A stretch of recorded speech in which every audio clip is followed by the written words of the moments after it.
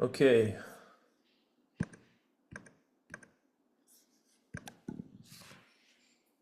So we are nearly concluding our Japa challenge for July.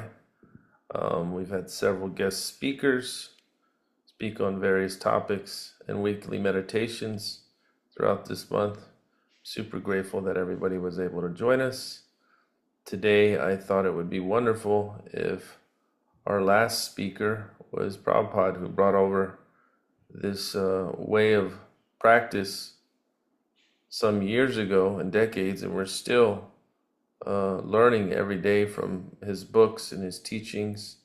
So I've selected a few quotes, and we'll also have a few reflections throughout this session. But today's theme is joy and gratitude. Celebrate your progress in Krishna's mercy. And we can each hear from one another about our progress being made as we've made these wonderful attempts to take on this practice of japa meditation daily. So thank you again so much for joining. So Prabhupada says, this illusory struggle against material nature can be stopped at once by revival of our eternal Krishna consciousness. Hare Krishna, Krishna Krishna, Hare Hare is the transcendental process for reviving this original pure consciousness. By chanting this transcendental vibration, we can cleanse. I should have moved that in. Oops, let me go back.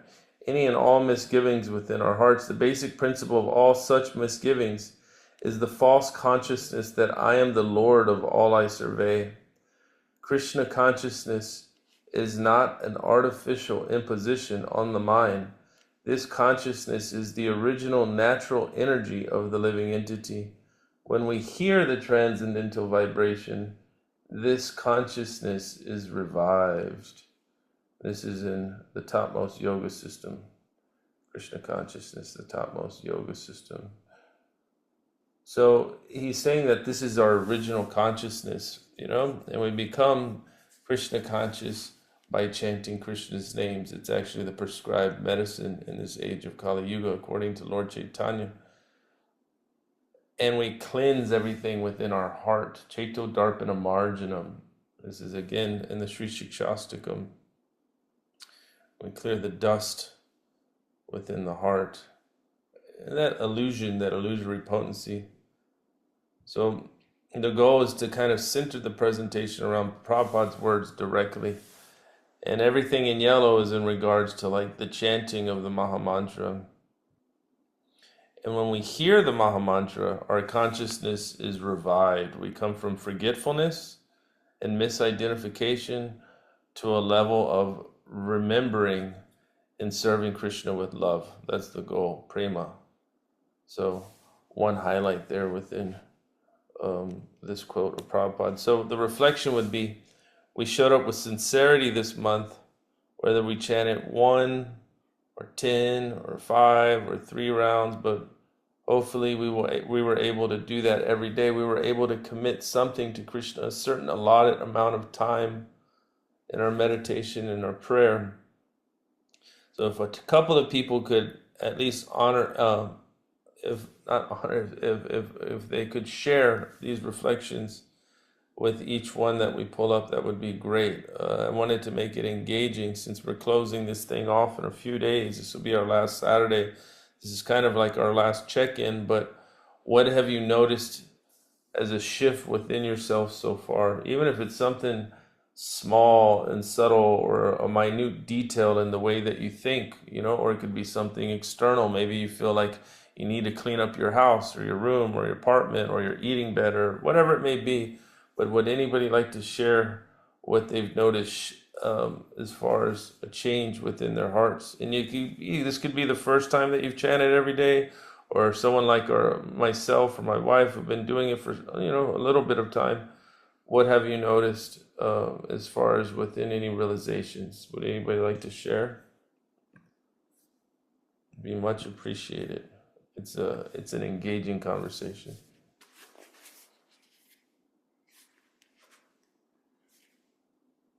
Uh-oh, is it a quiet crowd today? Probably not going to work so well.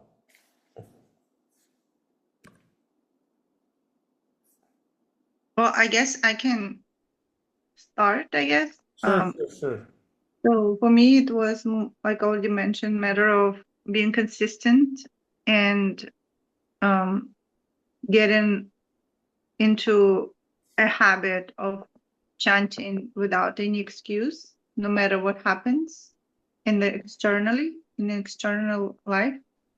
And the change that I noticed that normally when I go through something, some difficulties, I would just stop chanting because Mm. actually I'm doing better when everything is calm. I usually do better all my rounds and everything when everything is calm. When calamities happen in my part, I used to stop chanting and just take care of whatever happening. And in this month was otherwise. I was able to continue just because I have a sense of responsibility that we're taking up on this challenge. I promised myself that I had to keep up with no fails, and that actually shifted my perspective on some other things, of the way I'm thinking, the way I dealing with situations. So I don't know if I can contribute it to the being steady enough, and but I'm still trying to improve every day, and I will like I cannot be. I have to be honest to say that my mind still wanders and I'm still going around, but I at least I kind of saying, well, at least I was able to keep up with every single day. You were able to keep up with every single day? Was that what that last part was, Lana? 1 second. Yes, I was able to. Yes, I was chanting the number of rounds I committed to every day, which normally, like I said, in maybe that was my challenge, that to be in the situation, challenging situation, and see if I still gonna keep it up. I was trying to do this number of rounds, and so it worked for me. Yeah, that's great. We're going to touch a little bit on that too. Is like even when it's difficult, we have to continue. When it's not so difficult, we have to continue having like um, unflinching faith in Krishna that he'll protect us and guide us. Thank you for sharing that. And I'm glad that it was able to have some effect, this whole program that we've been doing. Anybody else want to share? It could be a small reflection. What have you noticed shift within you, even subtly, like within your heart, like your feelings towards this process? Has it increased your faith? Do you feel like you have more taste? Do you understand? Whatever it is. Anybody else? At least if one other person can share what shift they've noticed. Hare Krishna. Hare Krishna, Omkar. Nice to hear your voice. Good, good. So it was a great experience, I would say. Hmm. Uh, my intention with chanting was to make a relation, like a one-on-one relation with Krishna. Mm-hmm. And I had this realization that uh, it is very important. Like, so last weekend, I spent 8 hours, uh, just in chanting or like making that connection, like journaling. Uh, yeah, just for that. Like I wrote a lot Hmm. and chant. So that really helped. Uh, like I felt like all the relations are like, temporary, like in material world. So for me, it was like to have a relation with yourself, like you have to have build relation with Krishna for like everything, like, like having that complete faith.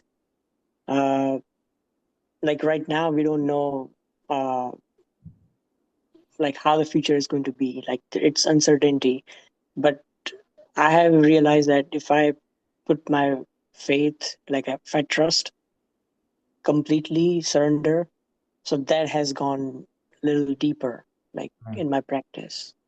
I can feel that. Wow. So you chanted for 8 hours last weekend. Not like continuously, but I used to spend time writing a lot, Okay. having conversation with Krishna, Wow. that way. Like Wonderful. instead of telling your whatever you are going through to a person in any like relationship, like on material level, if I just write down as if like I'm talking to him that way. Okay. Wonderful. Thank you for sharing that. It seems like the relationship's more personal because of Mhm. what we've been doing. I appreciate that. Thank you for sharing and being open about it. We'll go ahead and go to the next one. Prabhupada says, this is all on chanting, by the way. And then at the end, I've got a couple of quotes on joy and gratitude. Prabhupada says, as stated before, this chanting of Hare Krishna is a process by which all contaminations due to material association are removed from the mirror of the mind. There is no need for external help in reviving our Krishna consciousness. For Krishna consciousness is dormant within the self again. In fact, it is the very quality of the self. We have only to invoke it by this process, Krishna consciousness is an eternal fact. It is not a doctrine or set of beliefs imposed by some organization. It is within all living entities, whether they be human being or animal. When Lord Chaitanya Mahaprabhu was passing through the jungles of South India some 500 years ago, he chanted Hare Krishna, and all the animals, the tigers, elephants, and deer, joined him in dancing to the holy names. Of course, this depends on the purity of the chanting. As we progress in chanting, purification is sure to come. He's giving another supernatural example of the things that can happen when we chant. And it's all about the purity of our chanting for us to really start to see the magic every day. Every day can be magic. Every moment can be magic because you're spending it with Krishna, and He's empowering us to see the beauty that's here. You know, we are in the spiritual world. It's just dependent upon our consciousness. So of course we become purified by the chanting, and our chanting becomes easier to access, this state of being and remembrance. And this is on the way to Krishna chapter 2 reflection. This practice isn't about becoming something new. It's about uncovering what's already there. I'm going to ask the second part of this question, since it's kind of going to the first one. So you chanted this month, what glimpses have you had your natural awakened self? What has chanting revealed or softened within you? So I want to ask that part. What has softened within you? What do you see yourself particularly becoming more sensitive to? If one person can I respond to this I part. would like to say, in my experience, like if something like if I perceive that I don't like someone or like I don't like some situation, uh, I've been very conscious that just be empathetic towards the situation or the person Wow. instead of judging the situation or anyone, like any situation, Mm. because that creates like a toll on you. Yeah. The negative energy we're putting in our hearts. Like Prabhupada, he gave normally in India, like in older times, like even in certain parts, women wouldn't even get initiated, or they wouldn't get second initiated, right? But Prabhupada said that men and women should both get initiated here, first and second, because our hearts are hard like steel, you know And what the chanting does is it softens the heart. We become more compassionate and we become more tolerant. There's a nice verse, Tatikshva Karunika, that we have to develop these qualities in Bhagavatam of tolerance and compassion. They're like the crest jewels and gems of a devotee, is to have these two qualities. So like this is the real opulence, is developing certain qualities. There's a book called The 26 Qualities of a Vaishnava, and these are the things that we're actually after. This is the real wealth that a devotee can develop. I had a friend who showed me this poem he wrote the other day, and it blew my mind. It said, "Simplify your wealth." That was one of the lines in it. I'm still like, I said, wow, that's such a nice line. He's a musician and an artist, and he's becoming like more, I guess, in tune with his spiritual self.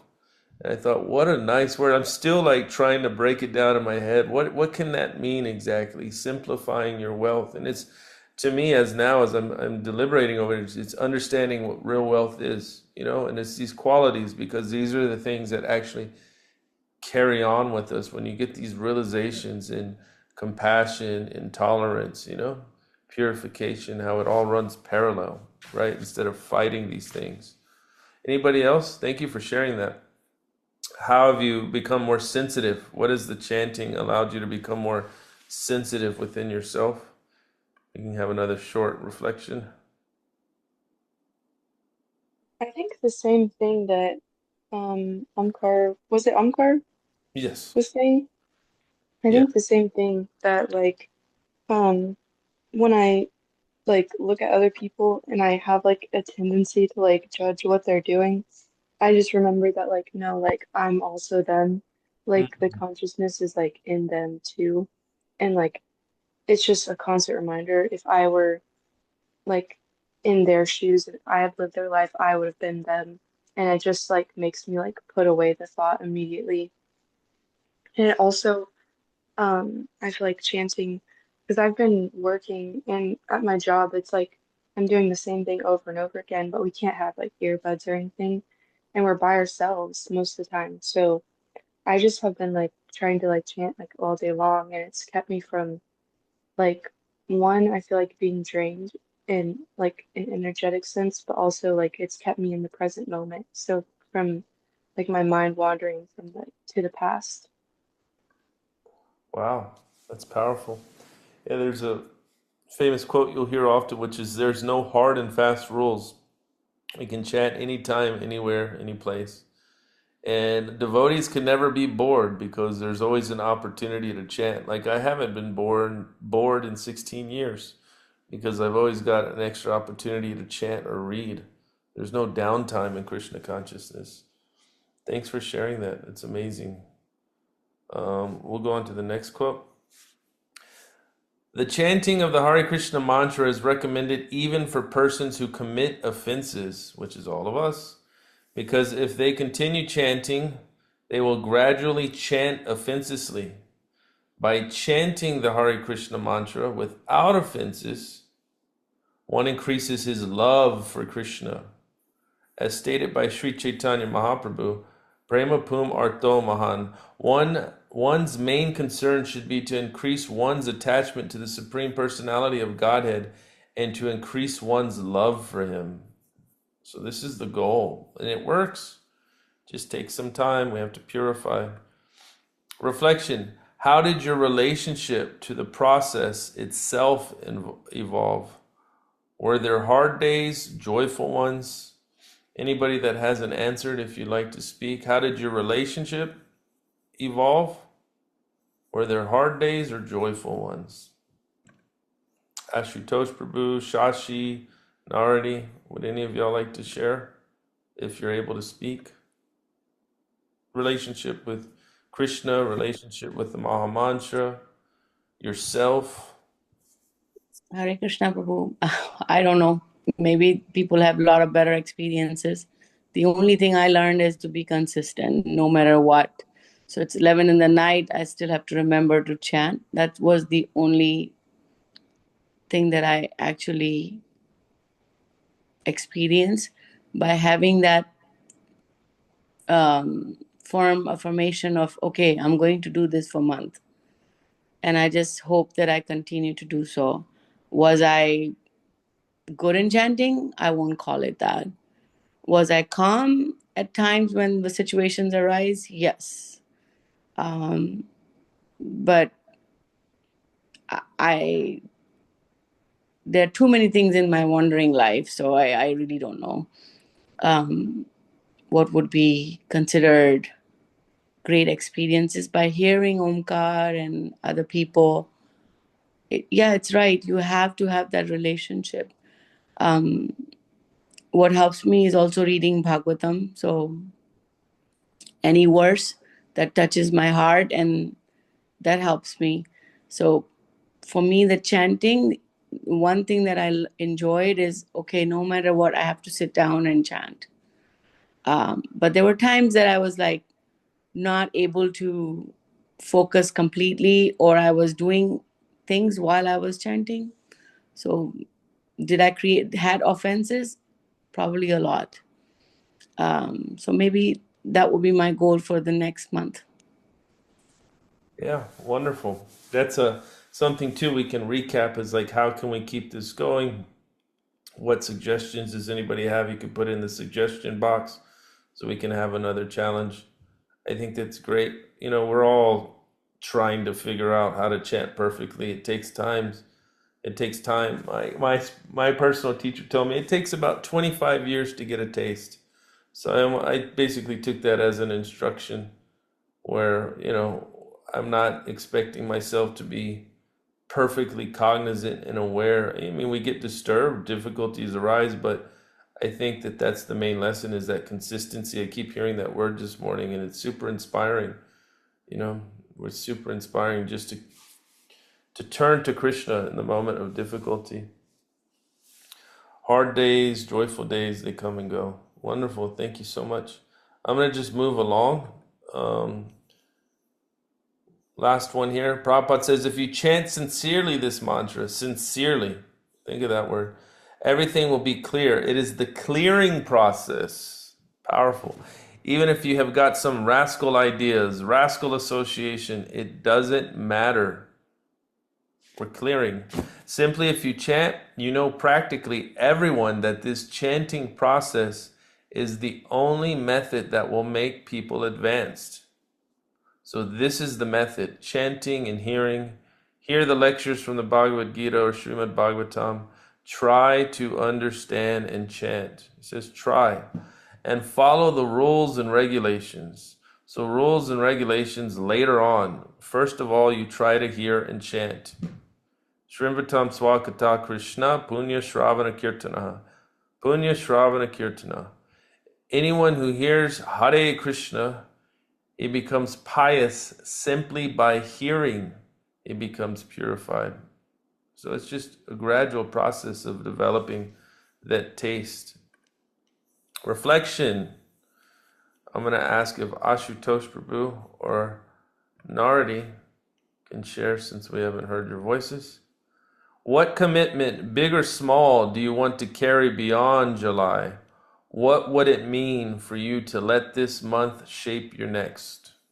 So you can answer either one of these questions or both of them, if possible. If not, you can put it in the chat.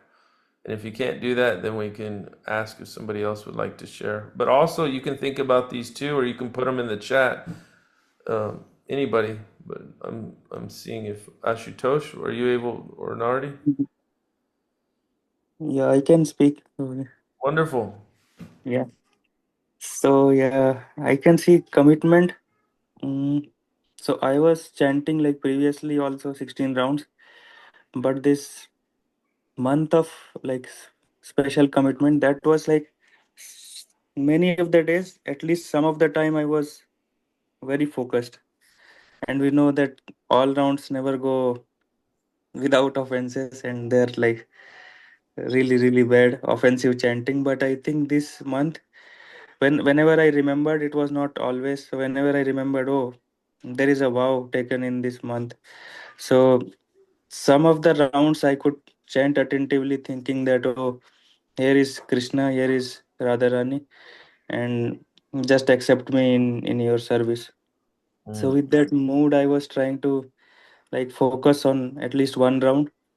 And for commitment, I still think that I should do it more often. Like the attentive chanting, it is still very bad. So like I'm thinking, if I do one round attentively, at least if I do 2 rounds attentively, and that should be like a very good improvement. Even that one round of very nice chanting, or maybe half a round it was, or maybe even less, but that had a really good impact. Like I was initially thinking too much about what is going to happen, the anxiety, but because of this chanting, suddenly I saw that I am becoming more like a person who can accept things. That okay, if Krishna wants this, let this happen. If Krishna wants that, let that happen.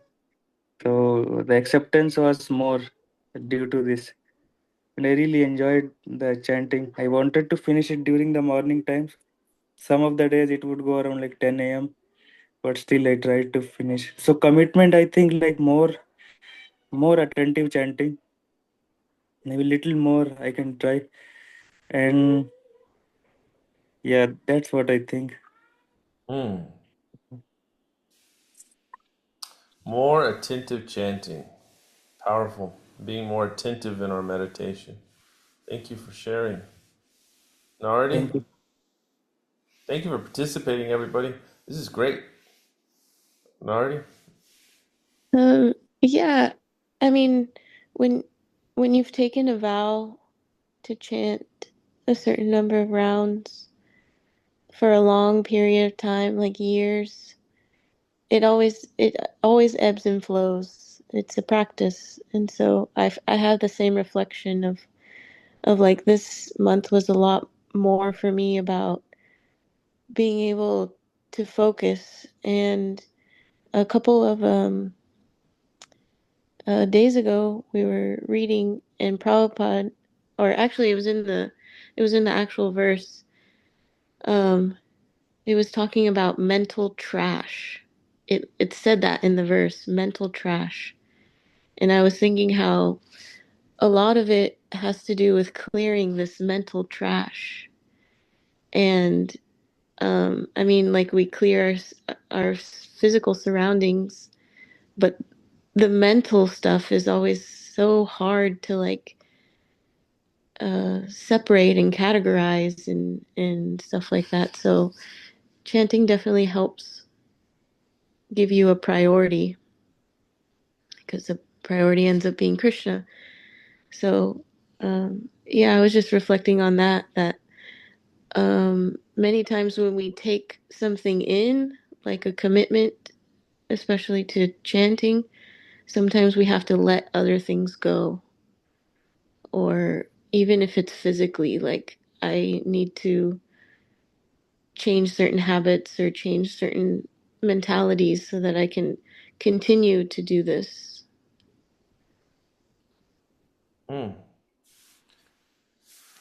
Thank you for sharing. I want to share a couple of reflections too.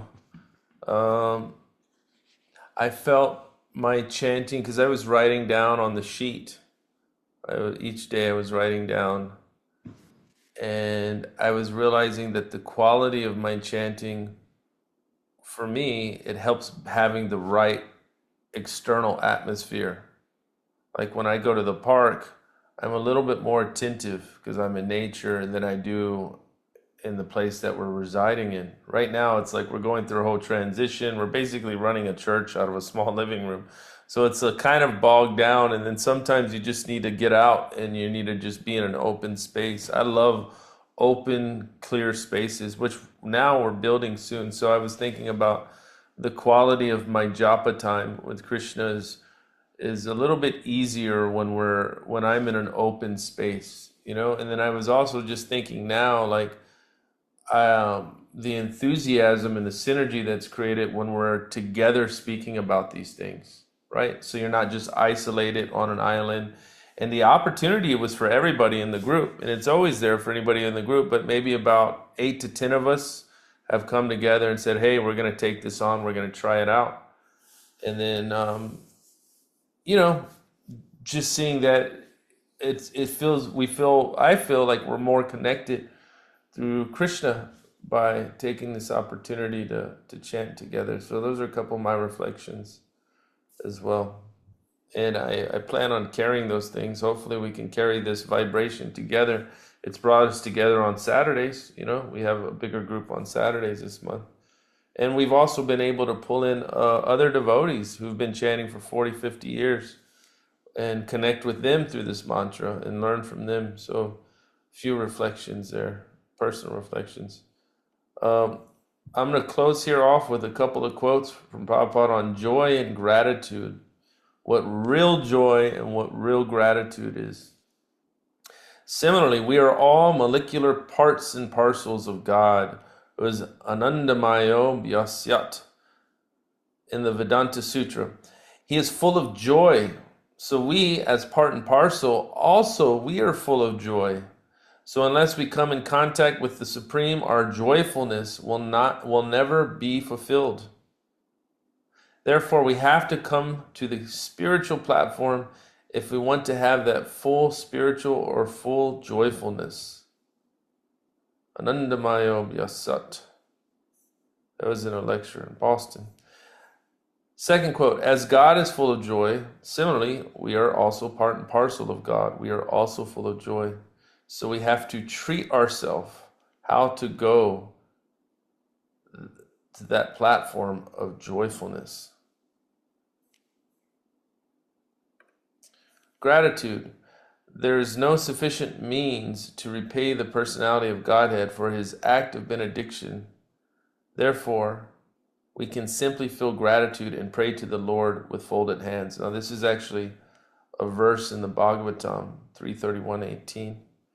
And then the purport says, when we see that a conditioned soul is very serious about getting out of the clutches of the material influence, the Supreme Lord gives intelligence internally as Supersoul and externally as the spiritual master, or as an incarnation of the personality of Godhead himself.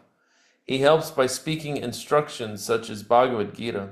The Lord is always seeking the opportunity to reclaim the fallen souls, us, to his abode, the kingdom of God.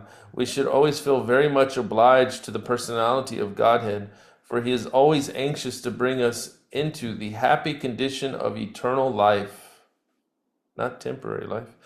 There is no sufficient means to repay the personality of Godhead for his act of benediction. Therefore, we can simply feel gratitude and pray to the Lord with folded hands. So this is real joy and gratitude, awakening the joy within our hearts, right? By understanding that we're part and parcel of Krishna, who's filled with unlimited amounts of joy and bliss. And then also feeling gratitude for Krishna allowing us to have this opportunity to return to him and to connect with him on a pure level. So we should always feel very much obliged, because he's anxious to bring us to the happy condition of eternal life, not this temporary kind of difficult existence that we've been put into because of our perverse desires. Somehow or another, we're here in material nature, getting beat up, but Krishna's giving us a lifeline here. So I wanted to share what real joy and gratitude is. Any last closing reflections, or if there is anything anybody wanted to share and didn't get an opportunity? I want to thank everybody for participating. It's super encouraging for me to hear that everybody had their own kind of, I guess you could say, realizations with chanting and their appreciation for it. And I pray that everybody takes on this vow past July. There's a word called vrat, or vrata, it looks like. And vrata means vow, particularly undertaking a religious observance or a commitment to a specific practice. It can also refer to austerity or devotion. It's derived from the root bra, which means to will, rule, restrain, or choose. So we chose to take this vow. Some did, some didn't, but we chose, and then we got the benefit. we got some sort of realizations, a lot of steadiness or compassion or quality and attentiveness, community, things like this. Any last comments, questions, reflections, realizations from anybody? I appreciate everybody for joining in on the call. I appreciate everybody's reflections, and I also very appreciate the tip of focusing. Thank you, Prabhu, for that tip of focusing on at least one round in intensive chanting. I think that's a very powerful thing to start, to have better quality chanting.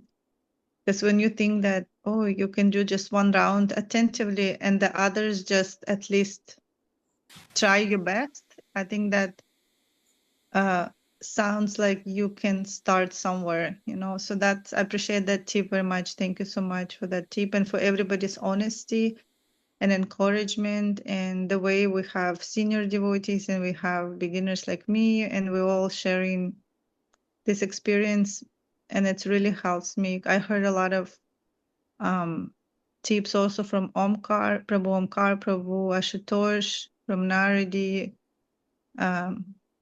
about the acceptance and relationship with Krishna. I like the point that the Prabhu Omkar was mentioning about writing letters to Krishna or telling him what's going on, just like you would tell your friend. I think that was very powerful as well.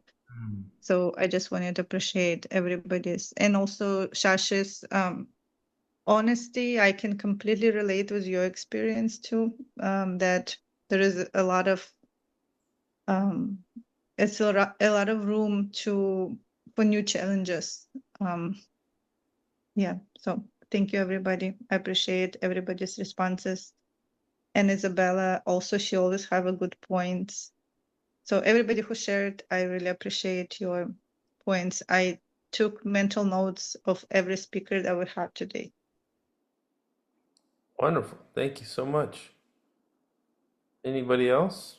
I Shasha? agree with Lana. I think I could not have said it better. Thank you, Ms. Prabhu Ashutosh and Omkar and everybody. That's just acceptance. Like now I'm realizing things that have happened and how I handle the situation, being calm or not. Maybe that's Krishna's mercy. Yeah, we're all in this together. That's the whole point of community building and what we're doing. We'll have a little space in San Antonio. Maybe we can eventually have a space here in Laredo, a space in Corpus Christi, little by little. But we can all stay connected through the chanting, and we have Zoom. Like, this is perfect. Thank you, Shashi. Any other closing remarks? And then we'll end the session. I want to express my heartfelt gratitude again. Thank you so much. Nari? Yeah, I just wanted to say I felt the same way. Really grateful to hear everybody. And also, thank you so much for putting all of this together, getting all the speakers and just having a space for us to like focus on chanting, and it was really nice that you've just put it together. There wasn't anything specific, no need to like have to do this, but it was really helpful, I think, for all of us.